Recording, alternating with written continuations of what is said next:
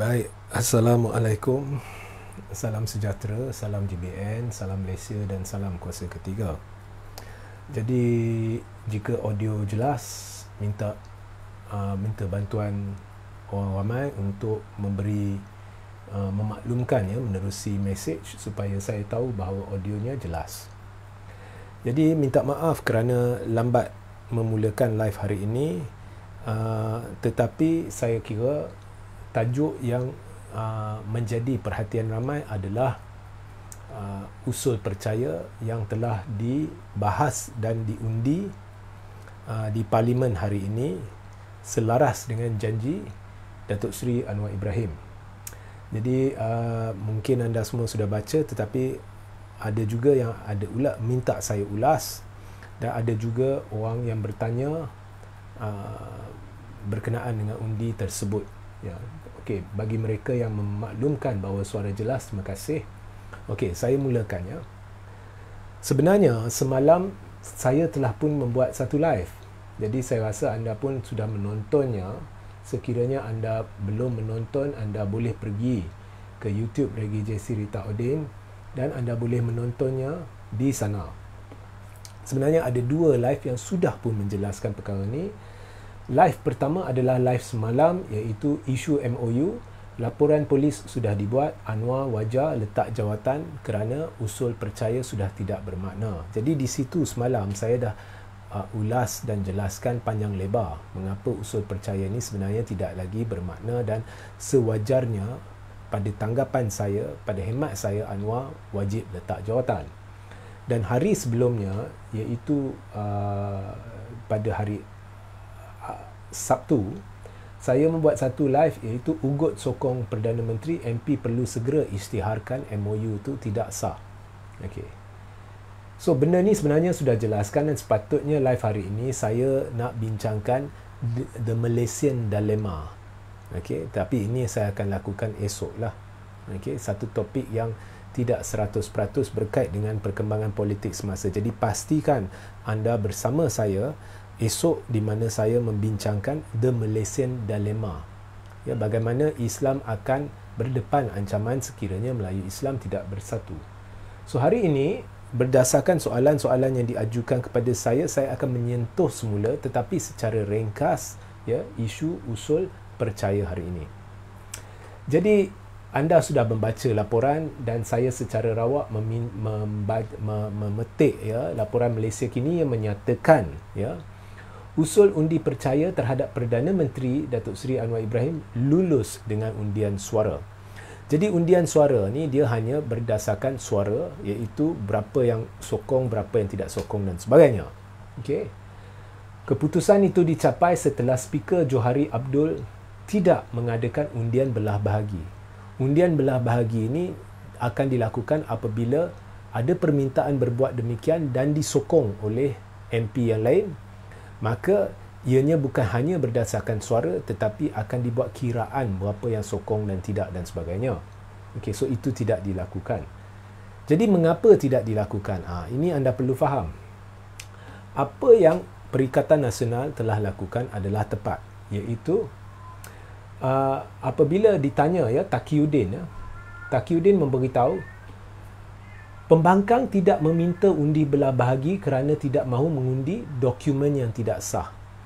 Jadi semalam saya dah jelaskan, bukan hanya MOU yang ditandatangani tidak berperlembagaan, ianya bersempadankan dan berbaur tindakan jenayah menurut seksyen atau khususnya menurut seksyen 124 Kanun Keseksaan, dan boleh membawa penjara 7 tahun bagi pemimpin-pemimpin parti yang terlibat seandainya dilakukan laporan polis oleh mana-mana MP yang kira diri dia telah diugut. Dan semalam sudah ada laporan polis berhubung MOU tu.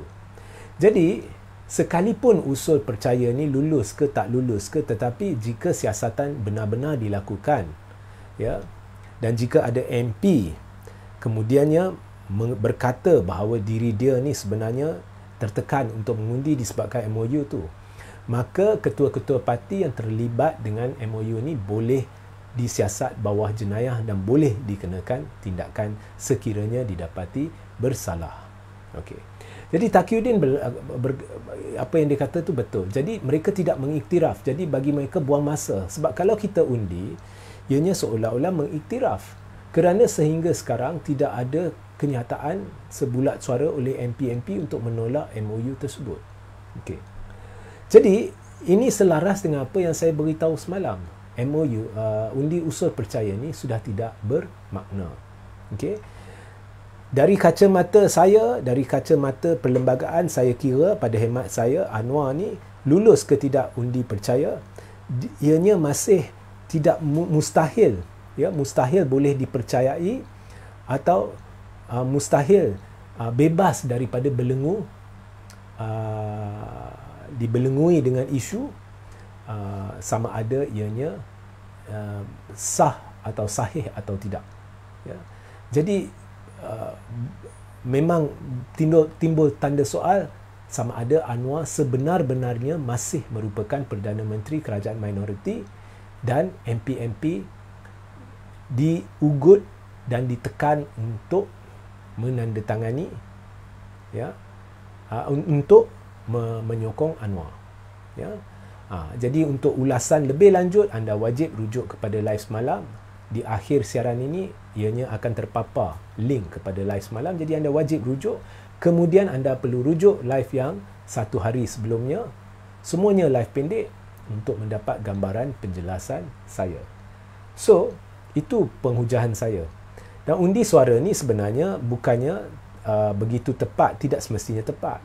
Contohnya kita ada 200 orang, 110 contohnya tak sokong, 90 sokong. Contoh 90 dengan 110 ni tak jauh beza bilangan dia. Jadi kalau 90 dengan 110 menjerit, dan katakan di dalam 90 tu ada yang menjerit lebih hebat, ianya akan terbuka kepada tafsiran mana yang lagi kuat, ya. Jadi kalau timbul pertikaian, ya, di situ ada orang boleh minta diadakan undi belah bahagi di mana kiraan dibuat, ya. So memandangkan jumlah sokongan dan yang menyokong dan tidak menyokong Anwar ni tidak jauh beza, semestinya sukar ditentukan 100% menerusi undi suara. Tetapi pembangkang tidak minat membuat usul undi percaya berbelah bahagi kerana dengan cara tepat Taqiyuddin telah berkata mereka tidak ingin mengundi dokumen yang tidak sah. Okey. Jadi secara rasminya keabsahan kerajaan saya Anwar pada khidmat saya masih lagi menjadi tanda soal. Selagi wujud dokumen itu, selagi tidak disiasat, selagi MP-MP tidak keluar kenyataan bersama menolak dokumen itu dan kemudian membuat balik usul percaya, selagi itulah keabsahan kerajaan pimpinan Anwar Ibrahim sentiasa akan menjadi tanda tanya. Okey, so itu pencerahan saya, ya. Jadi untuk lebih lanjut anda wajib rujuk, ya, pencerahan saya semalam mengapa, ya, ianya tidak ada makna. Seperkara lagi orang bertanya kepada saya apa yang akan berlaku sekarang. Jadi kalau anda ingat sebelum ni beberapa kali orang tanya saya adakah usul percaya ni akan berjaya ke tidak. Saya sentiasa beritahu saya tidak mungkin tahu, tetapi kebarangkalian lebih tinggi ianya akan lulus. Kerana memang saya tidak jangka kerajaan pimpinan Anwar dapat bertahan lebih 8 bulan.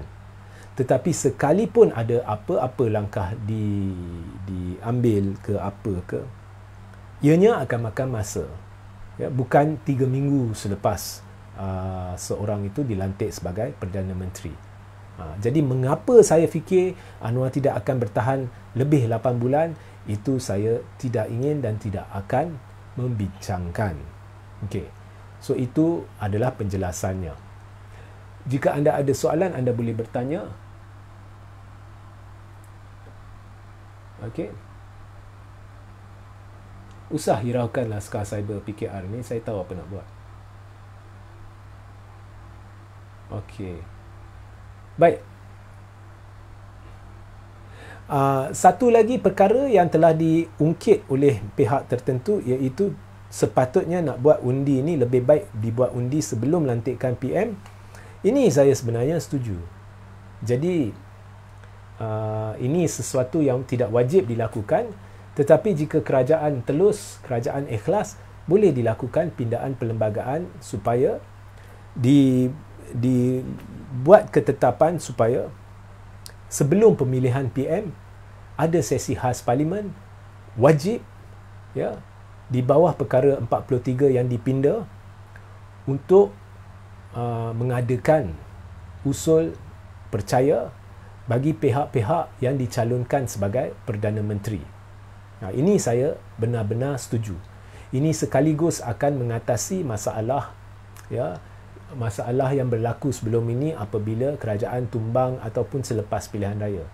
Jadi jika dilakukan pindaan untuk mewajibkan situasi di mana sebelum Agong tetap ada kuasa budi bicara dikekalkan untuk melantik pada hemat tuanku siapa yang mungkin dapat majoriti, tetapi pada masa yang sama wajibkan diadakan usul percaya di parlimen. Ini saya setuju. Okey, sebelum lantikan dibuat. Maknanya lepas pilihan raya, contohnya hari itu, dalam 7 hari itu, langkah pertama ialah cepat-cepat keesokan harinya diadakan sidang khas atau sidang tergempar parlimen untuk membuat usul percaya terhadap pencalonan Perdana Menteri. Jadi contohnya PH calonkan Anwar, PN calonkan Muhyiddin, orang ni calonkan itu. Jadi calon-calon itu kemudian berdepan dengan usul percaya yang wajib diundi secara belah bahagi. Ini saya setuju. Jadi jika kerajaan ni ikhlas, lakukanlah pindaan perlembagaan supaya perkara itu diwajibkan. So sehingga kita berjumpa esok, ya. Jangan lupa saya ada satu siaran khas, tajuknya The Malaysian Dilemma. Natijahnya apabila Melayu Islam tidak bersatu, pastikan anda bersama saya. Sehingga kita berjumpa di lain masa. Assalamualaikum, salam sejahtera, salam GBN, salam Malaysia dan salam kuasa ketiga.